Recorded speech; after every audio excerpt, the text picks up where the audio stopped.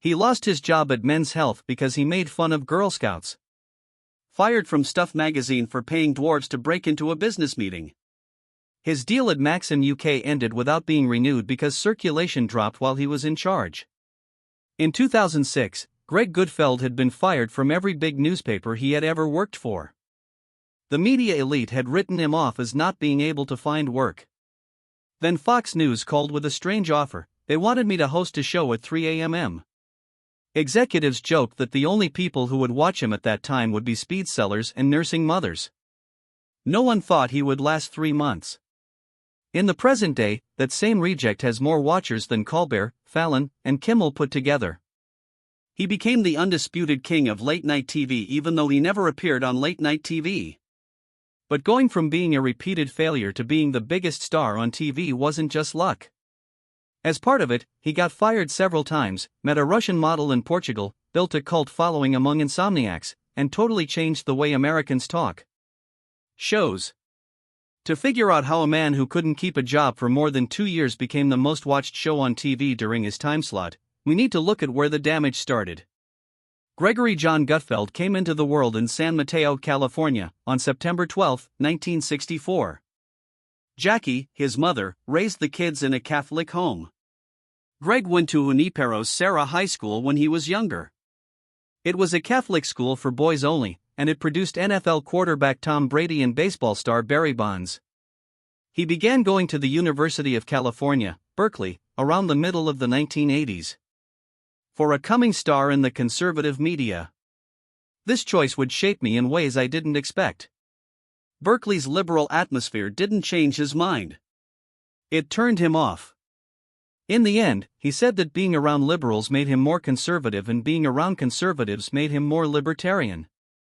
He noticed that the worst parts of both groups did the same thing. They preached morals and told other people how to live.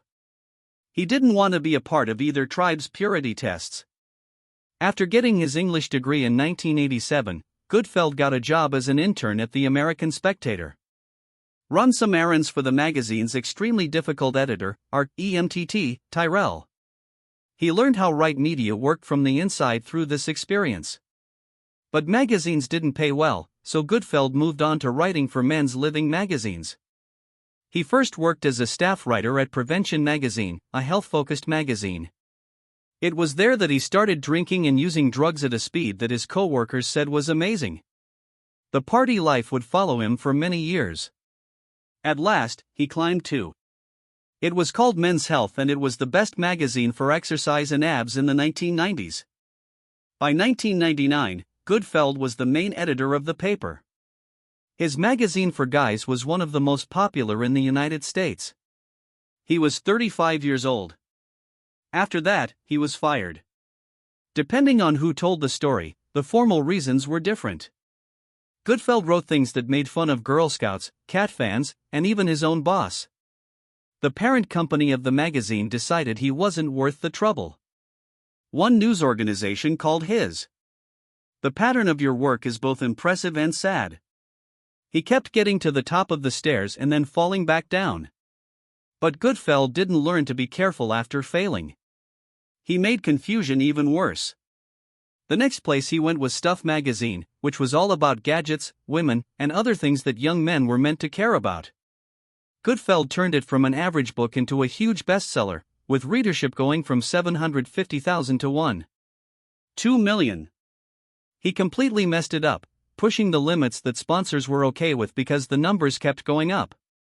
Then something happened that would make or break his job as a magazine writer. It was called What Gives a Magazine Buzz and it was put on by the American Society of Magazine Editors in April 2003. For his answer, Gutfeld chose to take the question seriously.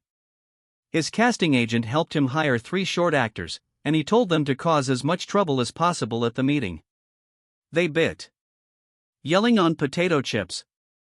They let their phones ring over and over. They talked loudly while business leaders tried to talk. Security threw them out. The New York Times wrote about it. Gutfeld was fired right away. That would have been the end of most lives. His sure seemed to. Now, no big American newspaper would write about him. He was well known for the wrong reasons. But Greg Gutfeld wasn't happy just being fired from America. He chose to get himself sent to a whole different land. In 2004, London gave Gutfeld a chance to start over. The British version of Maxim needed an editor-in-chief, and it looked like no one in the UK knew about the dwarf episode. They might have also known and not cared. He packed his bags and crossed the Atlantic anyway. During his first week on the job, he had to go to Portugal for a work conference. More than 30 countries added Maxim, and a publisher got editors from all over the world together to talk about strategy. You can see that Gutfeld went to his hotel room and started to settle in. Then he saw the woman in the room next door. Elena Musa worked as a picture editor for Maxim Russia. She was tall and had dark hair. She began her job as a runway model and then moved on to work in magazines. At the meeting in Portugal, she caught Gutfeld's eye right away. He would later say that it was like he knew it right away. When he saw her, he knew right away, that's my wife. Elena did not want to be with him, which was a problem. Gutfeld chased her for 3 days, even though he knew it was a stupid idea. The short American editor who kept showing up everywhere she went made her cold, rude, and uncaring. He finally asked her to go on a real date. Yes, she said. There was a change between them. Within a few weeks, Elena moved from Russia to London to be with him. The friendship grew quickly, which would have looked risky to someone looking in from the outside. Just 5 months had passed since they met, but they got married in New York in a small civic service. The wedding pictures were hard to find. Both of them would rather be private than be known. In his 2008 book, Gutfeld wrote about Elena and how she pushed him to see London the right way instead of staying in their flat and watching reality TV.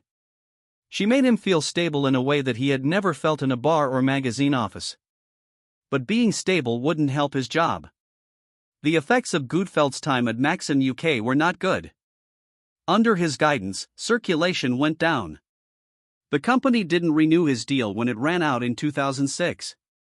He was now 41 years old, out of work again, married, and didn't seem to have any good options.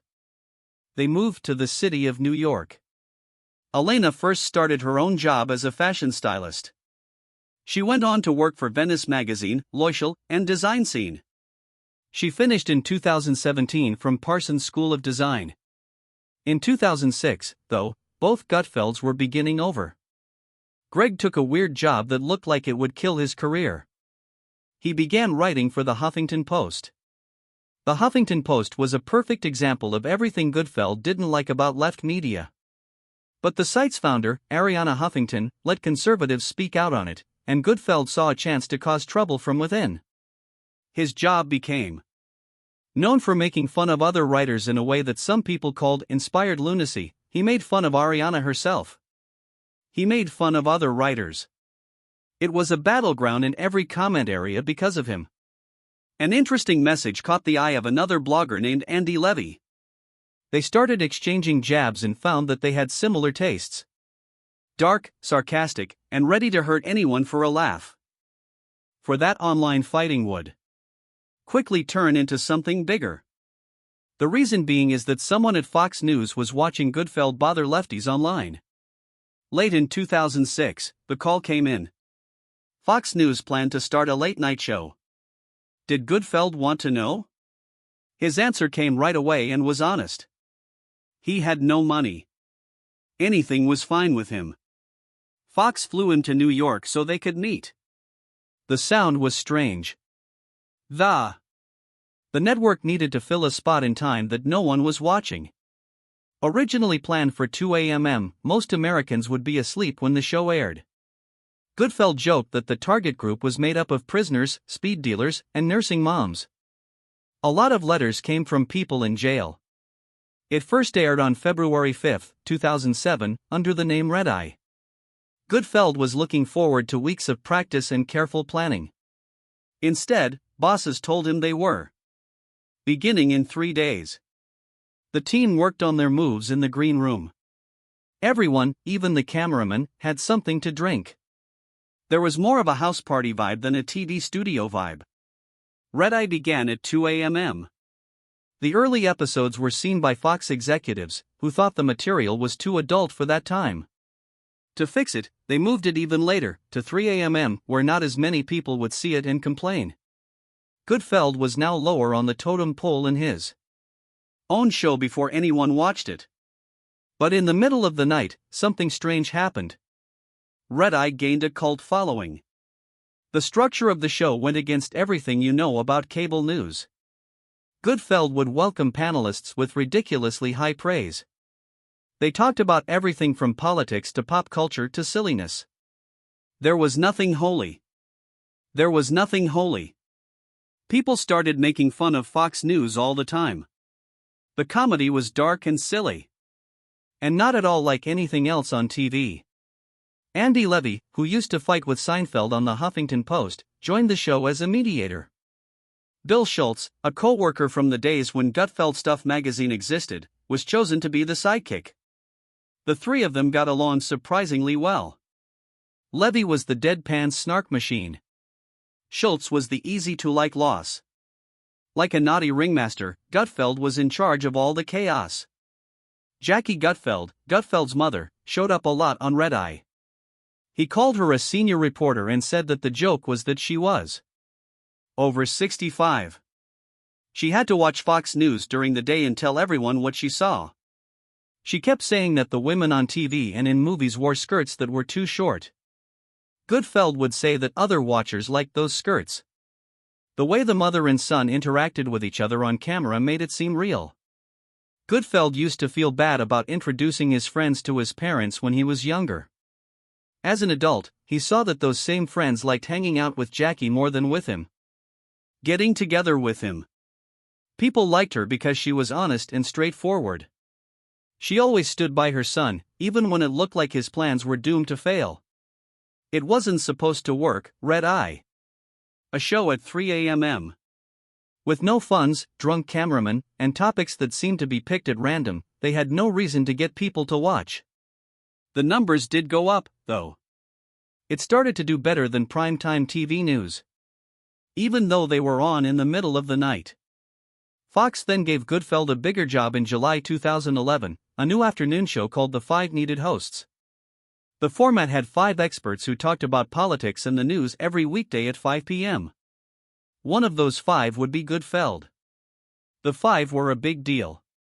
The show was the first non-prime show to ever get the most viewers overall and among people 25 to 54, which is a very important audience group.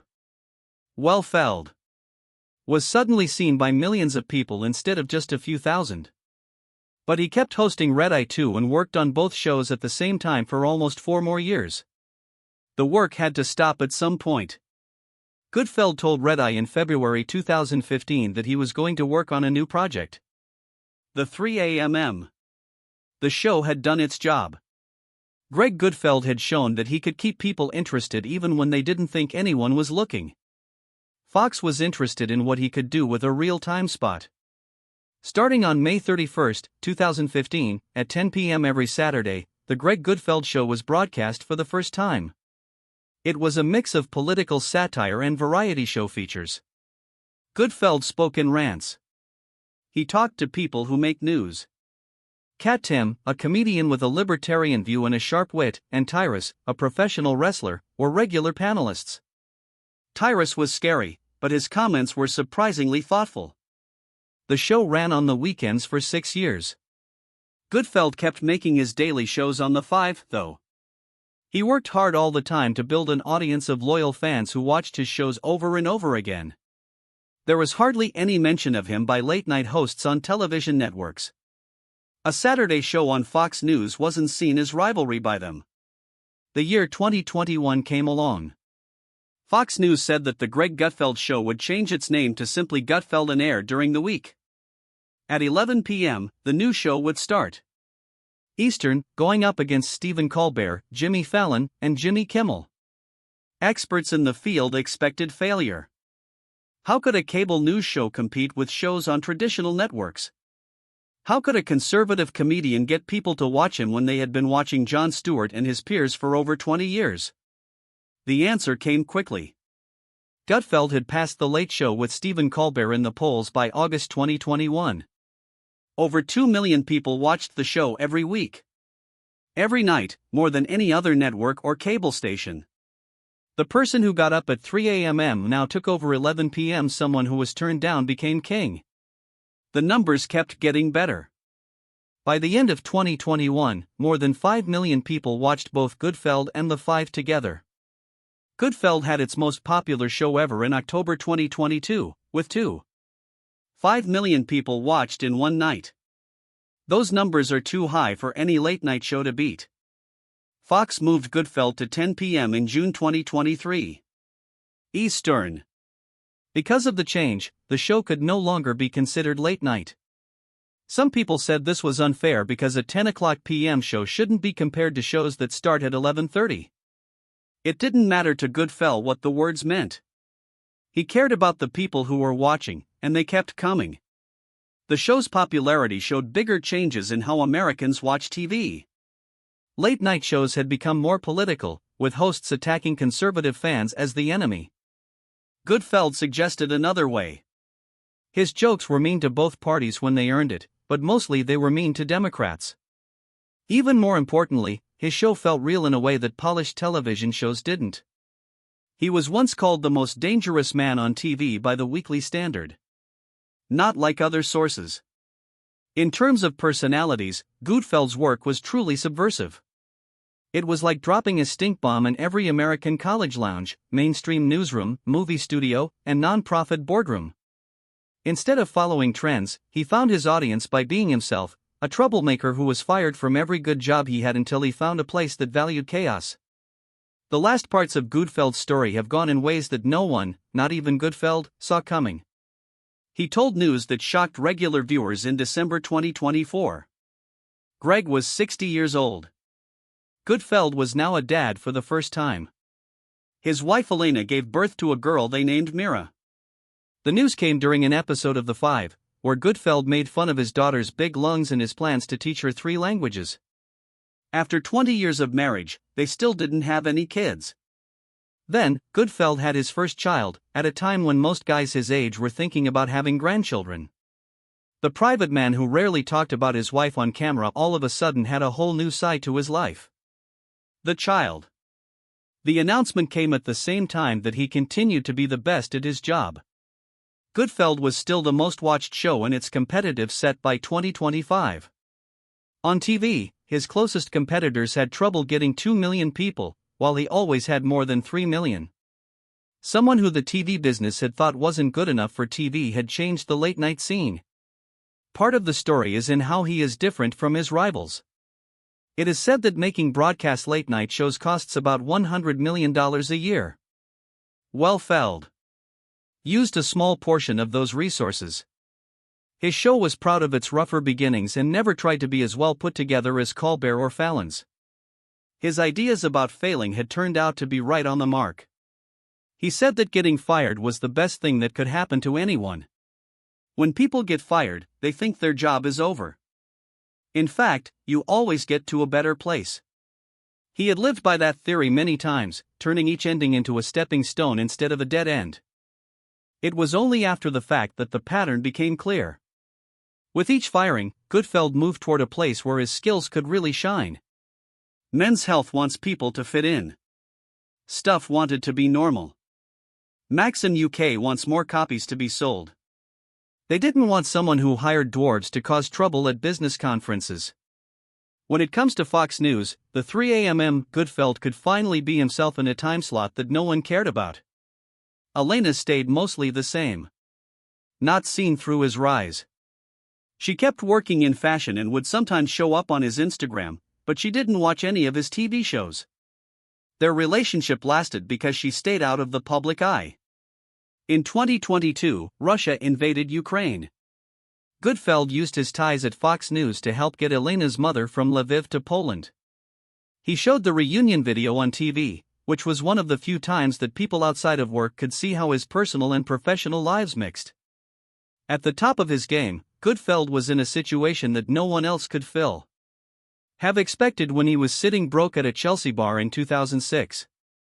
The man who joked that his first audience was made up of crooks and tired parents had used that as a base to build something strong. Not only Fox fans watched him, but also more and more independents and even Democrats who thought the other shows on TV were boring. There is one story in the numbers. More than 3 million people watch each night, and more than 5 million people watch both shows together. Ratings were so high that CBS had to decide if The Late Show could go on. But the numbers don't show why it worked. You can find the answer somewhere in that pattern of failing and starting over. Gutfeld never tried to change to fit what the business wanted. He was fired because he was tough, pushed the limits, and wouldn't control his impulses. Eventually, he found a place where those traits were seen as assets instead of liabilities. Greg Gutfeld showed that sometimes the 3 a.m. show doesn't have to be about speed dealers, nursing mothers, or the biggest crowd in late-night TV. Reject becomes king without a doubt. He did this not by changing who he was, but by finding people who wanted the same thing he always had to give.